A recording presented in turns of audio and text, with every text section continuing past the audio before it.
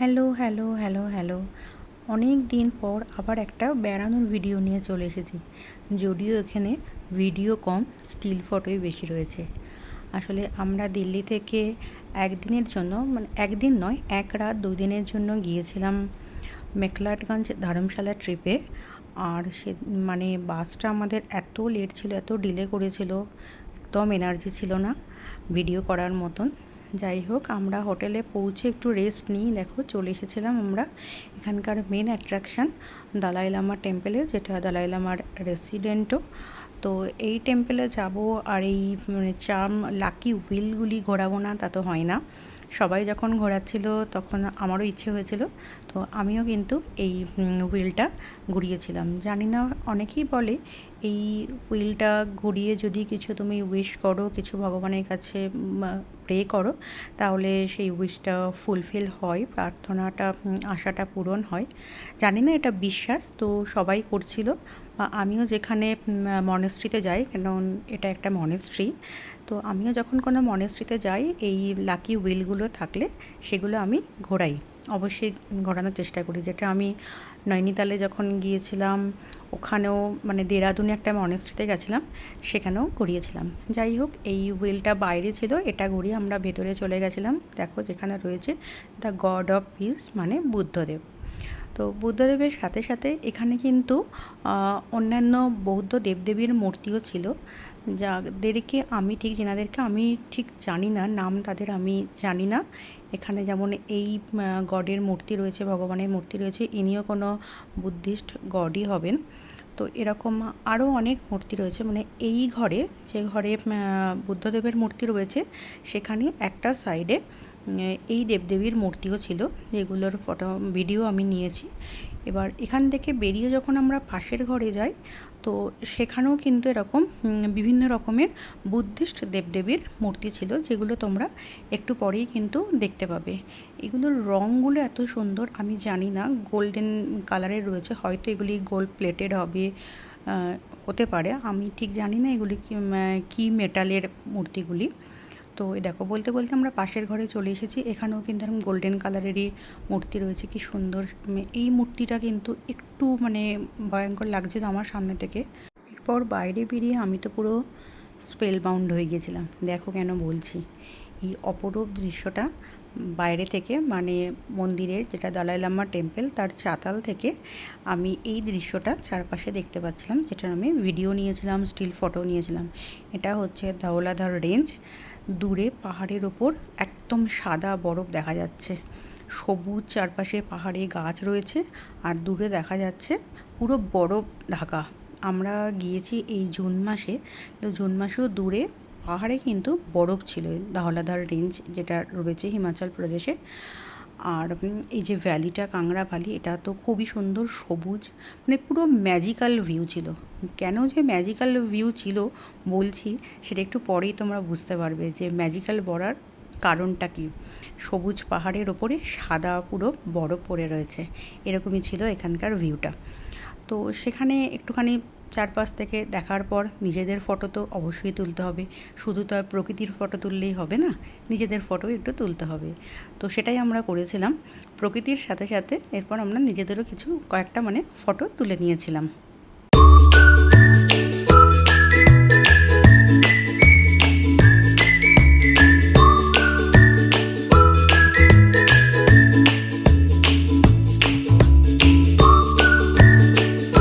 আসলে জায়গাটাই এমন যে তুমি ফটো না তুলে থাকতেই পারবে না। মানে তোমার মুড যেমনই হোক না কেন, তুমি আর ওখানে গেলে ফটো তুলতেই হবে। চারপাশের ভিউটা এত মনোমুগ্ধকর, এতটাই অপূর্ব। মানে আমাদের বাস এতটা লেট করেছিল, মানে হোটেলে গিয়ে ফ্রেশ হয়ে আর বেরোতে ইচ্ছা করছিল না, কারণ খুব ভালো বৃষ্টিও হচ্ছিল, প্রচণ্ড জ্যাম ছিল সেদিন ওখানে। মানে ধর্মশালা থেকে মেকলাটগঞ্জ পৌঁছাতে অনেক লেট হয়েছে, বাসের পর তো ক্যাবেও ডিলে হয়েছে, কেন কি ইন্ডিয়া আফগানিস্তানের খেলা ছিল, প্রচণ্ড জ্যাম পেয়েছি। যাই হোক, দূরে দেখো রোপওয়ে দেখতে পেয়েছি আমরা। এই টেম্পলের চাতাল থেকেই দেখতে পাচ্ছি দূরে রোপওয়ে যাচ্ছে। রোপওয়ে দেখেছি, আর চড়বো না তা কী করে হয়। তারপরেই ওখান থেকে বেরিয়ে রোপওয়ের কাউন্টার খুঁজে গিয়ে উঠে বসেছি রোপওয়েতে। এত সহজে হয়নি, ভালোই লাইন ছিল কাউন্টারে। তো যাই হোক, টিকিট কেটে অবশেষে রোপওয়েতে তো চড়ে বসলাম। আর তারপরেই শুরু হলো রোপওয়ে থেকে ভিডিওগ্রাফি। একটু আগে বলেছিলাম না পুরো ম্যাজিক্যাল ভিউ ছিল, এই দেখো পুরো সোনার বরণ একদম। পাহাড়ের চূড়ায় বরফের ওপর রোদ পড়ে একদম সোনালি রং ঝকঝক করছিল, মানে চকচক করছিল যেটা বলে। একটু আগে সাদা দেখেছি, এখন হলুদ। সাদাও দেখা যাচ্ছে, মানে একটা সাইড থেকে দেখলে মানে সাদা লাগছে বরফের যেটা রং, শ্বেত শুভ্র বরফ ধওলাধর রেঞ্জে। আর তার উপরে রৌদ্র পড়ে একটা অ্যাঙ্গেল থেকে একদম সোনালি লাগছে, এই জন্যে ম্যাজিক্যাল বলেছিলাম। ভিউটা পুরো ছিল ম্যাজিক্যাল, মানে আমার অন্তত তাই মনে হয়েছে। রোপওয়ে থেকে তো বেশ কিছু ভিডিও করেছি, তারপর ফটো তো তুলেছি। এই সুন্দর যে সোনালি রঙের চূড়া আর রোপওয়ে চড়ার রোমাঞ্চকর অভিজ্ঞতা কিন্তু সব বিরক্তি আর হোল নাইট বাস জার্নির ক্লান্তিটা পুরো মানে মুছে সাফ করে দিয়েছিল বলতে পারো। কারণ খুবই প্রথমে বিরক্ত লাগছিল, এত বাস লেট করছে, তারপর রাস্তায় এত জ্যাম, কিন্তু এই চারপাশের এই এত অপরূপ দৃশ্য দেখে সব কষ্ট দুঃখ কিন্তু একদম আমরা, আর ক্লান্তিও মানে একদম দূর হয়ে গেছিলো, কষ্ট দুঃখ প্রায় ভুলে গিয়েছিলাম। আর এই রোপওয়েটার আমরা রাউন্ড ট্রিপে নিয়েছিলাম, যেটার নাম ছিল হচ্ছে দেখো স্কাইওয়ে। আমরা এটা ধর্মশালার দিকে চলে এসেছিলাম, তারপর এখান থেকে আবার রিটার্নে গিয়ে মল রোডে বেশ কিছুটা শপিং করেছিলাম। ইভিনিং টাইমে শপিং করে আমরা গিয়েছিলাম ডিনার করতে। তার আগে চলো সেদিন হোটেলের লাঞ্চটা দেখিয়ে দিই। লাঞ্চে ছিল চিলি চিকেন, ফ্রাইড রাইস আর চাউমিন। ডিনারে ছিল সল্ট অ্যান্ড পেপার এই ক্রিসপি চিকেন আর হট মাটন টুকা, যেটা পাহাড়ে কিন্তু গেলে খেতেই হবে।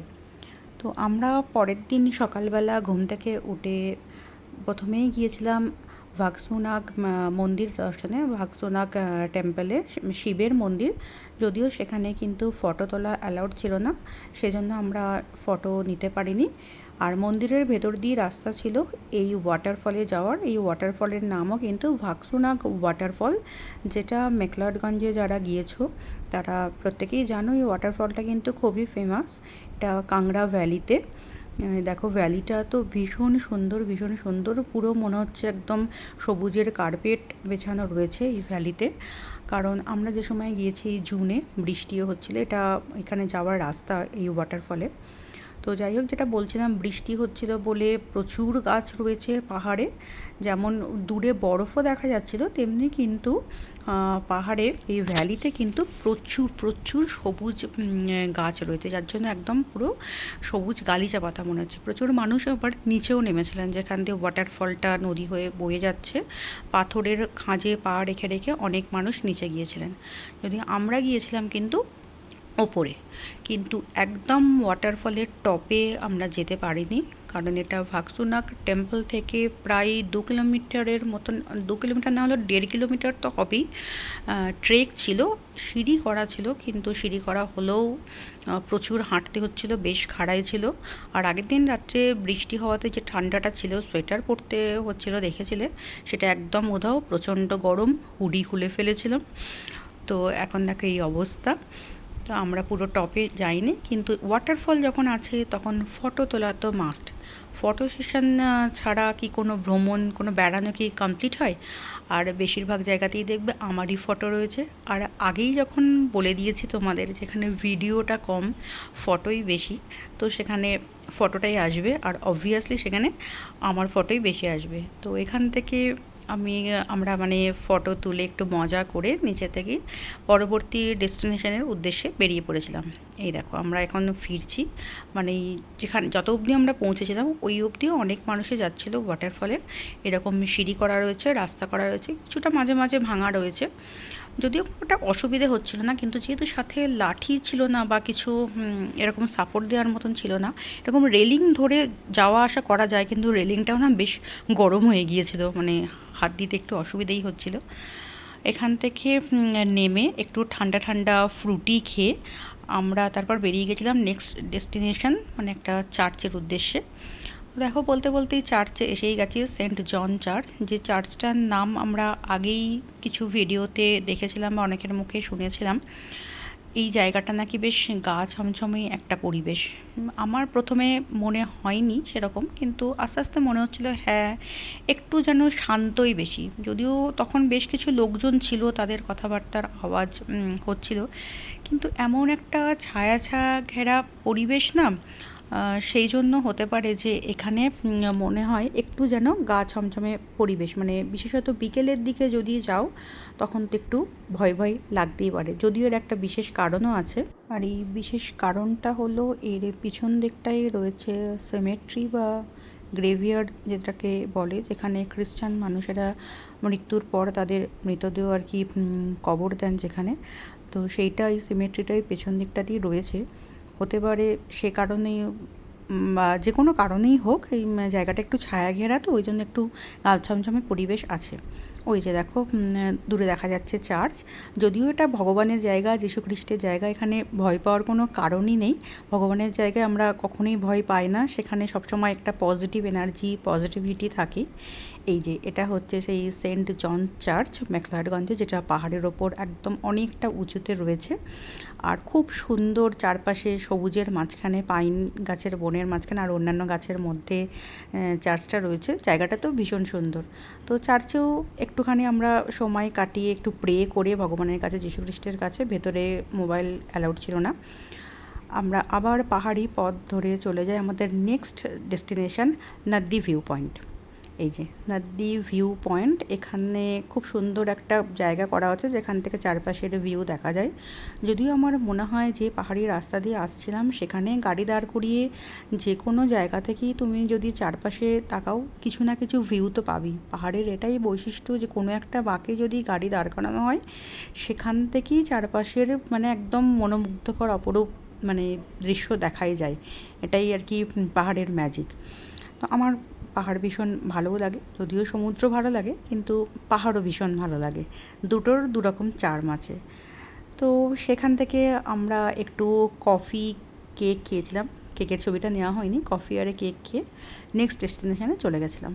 এই নেক্সট ডেস্টিনেশান যেখানে এসেছি সেটা কিন্তু আর ম্যাকলাডগঞ্জে নয়, এটা আমরা নেমে এসেছি। ম্যাকলাডগঞ্জ ধর্মশালারই একটা পার্ট, আর একটু উঁচুতে। ওটা একটা সাব আর্ব এরিয়া ধর্মশালারই। তো ওই উঁচু জায়গা থেকে আমরা ধর্মশালা আরেকটু নিচুতে, তো সেখানে আমরা নেমে এসেছি এই চা বাগানে। যে চা বাগানটায় কিন্তু দেখো চায়ের গাছগুলো খুব সুন্দর করে ছেটে রাখা রয়েছে। আমি চা বাগান তো অনেক জায়গাতেই দেখেছি, দার্জিলিংয়ে রয়েছে। আমি গত বছর গিয়েছিলাম কেরালাতে, কেরালার মুন্নারেও, সেখানেও খুব সুন্দর টি গার্ডেন রয়েছে। তোমরা আমার কেরালের ভিডিওতে নিশ্চয়ই দেখেছো, কারণ ওখানেও কিন্তু আমরা টি গার্ডেনের মধ্যেই একটা রিসর্টে ছিলাম। মুন্নারে 2 দিন স্টে করেছিলাম, 2 নাইট। সেখানে কিন্তু আমরা টি গার্ডেনের মধ্যেই ছিলাম।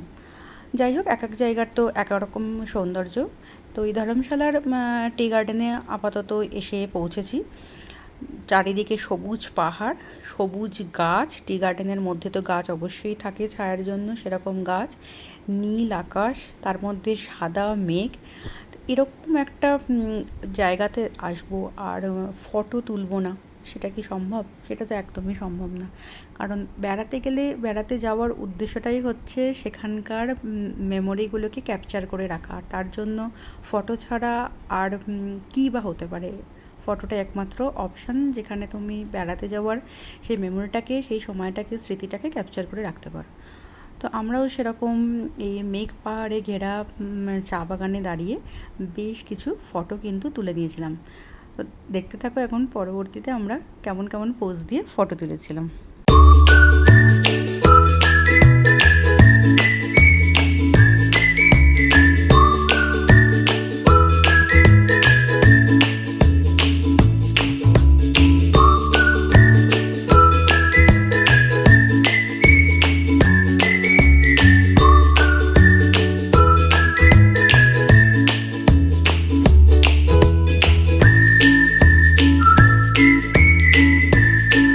ফটাফট বেশ কয়েকটা ফটো তুলে নিয়ে এরপর চা পাতা তোলার একটু অ্যাক্টিং করেছিলাম। এই চা পাতা তোলার অ্যাক্টিং শেষ হয়ে যাওয়ার পরে ওখান থেকে আমরা কিছু চাও কিনেছিলাম। ওখানে কাউন্টার ছিল, যেটা আমরা কেরালাও কিনেছিলাম, এখান থেকেও আমরা চা কিনেছিলাম।